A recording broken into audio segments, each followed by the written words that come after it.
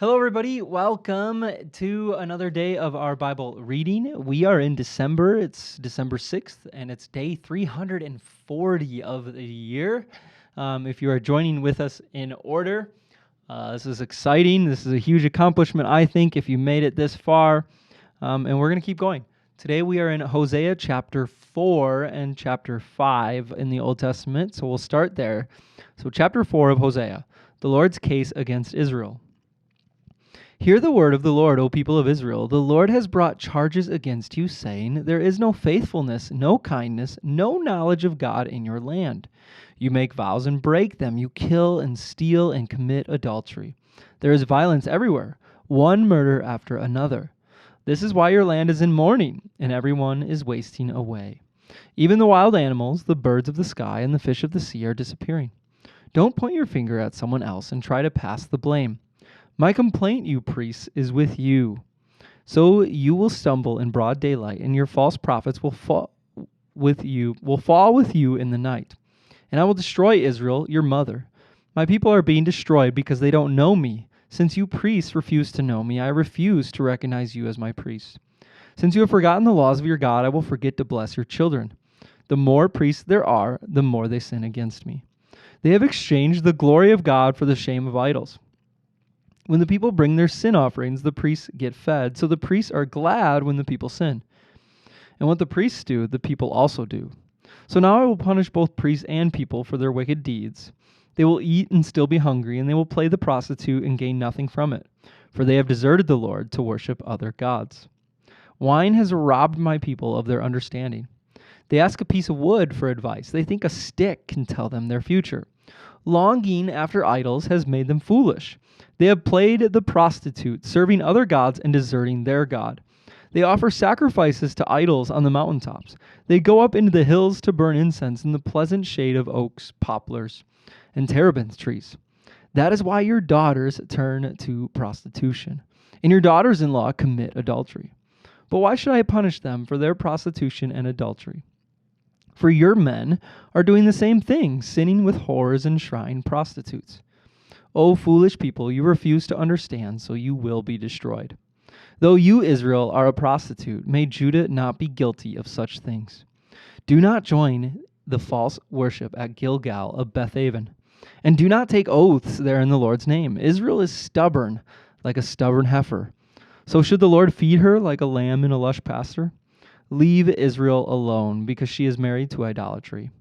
When the rulers of Israel finish their drinking, off they go to find some prostitutes. They love shame more than honor.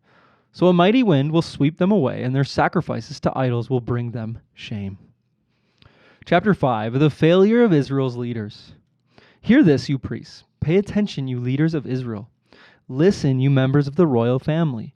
Judgment has been handed down against you, for you have led the people into a snare by worshiping the idols at Mizpah and Tabor. You have dug a deep pit to trap them at Acacia Grove. But I will settle with you for what you have done. I know what you are like, O Ephraim. You cannot hide yourself from me, O Israel. You have left me as a prostitute leaves her husband, and you are utterly defiled. Your deeds won't let you return to your God. You are a prostitute through and through, and you do not know the Lord. The arrogance of Israel testifies against her. Israel and Ephraim will stumble under their load of guilt. Judah too will fall with them. When they come with their flocks and herds to offer sacrifices to the Lord, they will not find him, because he has withdrawn from them. They have betrayed the honor of the Lord, bearing children that are not his. Now their false religion will devour them along with their wealth. Sound the alarm in Gibeah. Blow the trumpet in Ramah. Raise the battle cry in Bethaven. Lead on into battle, O warriors of Benjamin. One thing is certain, Israel, on your day of punishment you will become a heap of rubble. The leaders of Judah have become like thieves, so I will pour my anger on them like a waterfall. The people of Israel will be crushed and broken by my judgment, because they are determined to worship idols. I will destroy Israel as a moth consumes wool. I will make Judah as weak as rotten wood. When Israel and Judah saw how sick they were, Israel turned to Assyria, to the great king there, but he could neither help nor cure them. I will be like a lion to Israel, like a strong young lion to Judah. I will tear them to pieces. I will carry them off, and no one will be left to rescue them. Then I will return to my place until they admit their guilt and turn to me. For as soon as troubles come, they will earnestly search for me. All right, more judgment on Israel. And then we turn today to the book of 2 John. A short letter here. So we will read all of 2 John today. Let's see what it has to say to us. It says, "Greetings, this letter is from John the elder.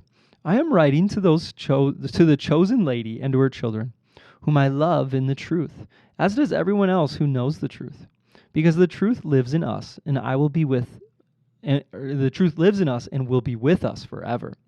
Grace and mercy and peace, which come from God the Father and from Jesus Christ, the Son of the Father, will continue to be with us who live in truth and love. Live in the truth." Verse 4. "How happy I was to meet some of your children and find them living according to the truth, just as the Father commanded. I am writing to remind you, dear friends, that we should love one another. This is not a new commandment, but one we have had from the beginning. Love means doing what God has commanded us, and He has commanded us to love one another just as you heard from the beginning. I say this because many deceivers have gone into the world that deny They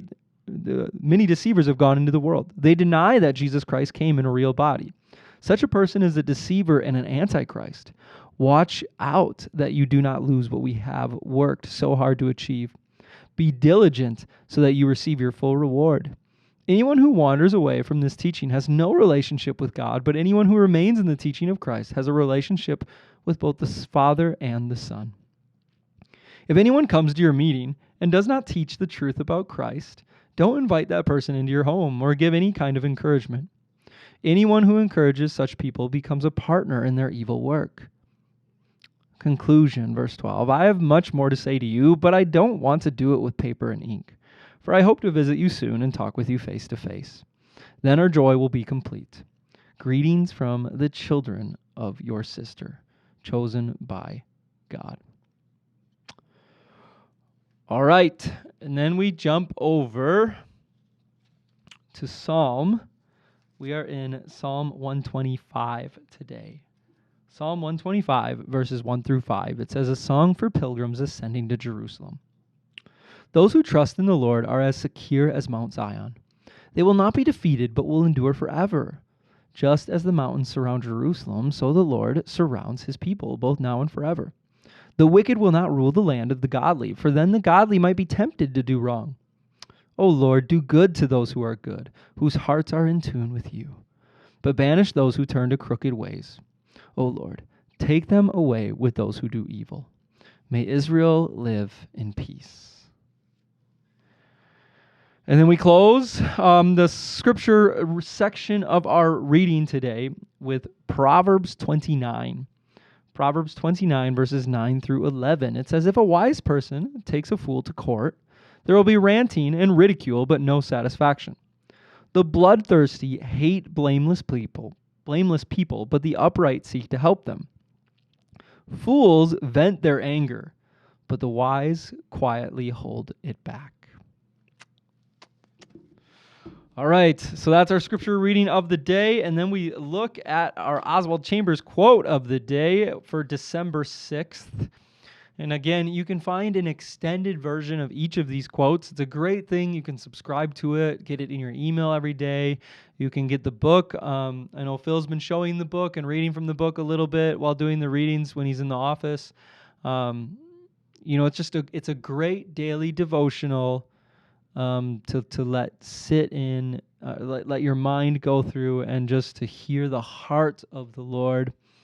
So then we find this for December 6th. The title is "My Rainbow in the Cloud."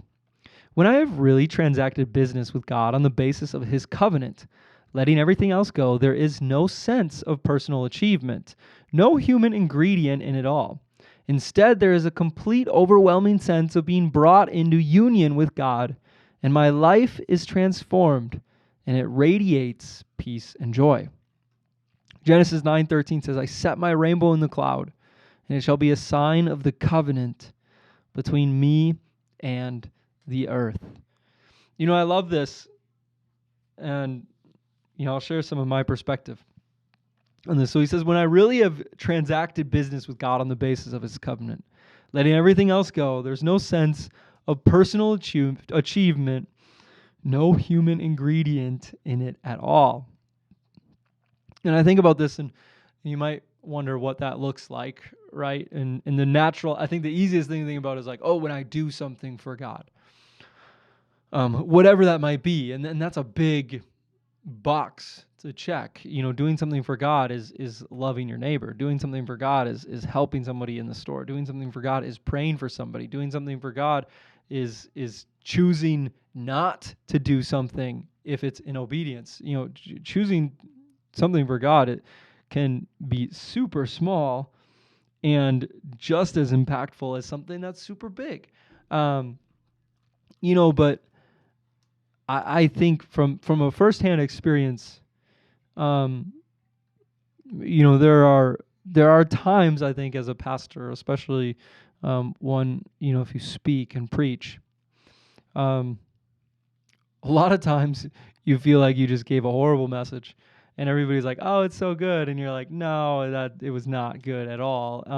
And the Lord uses it despite all your weaknesses and everything else.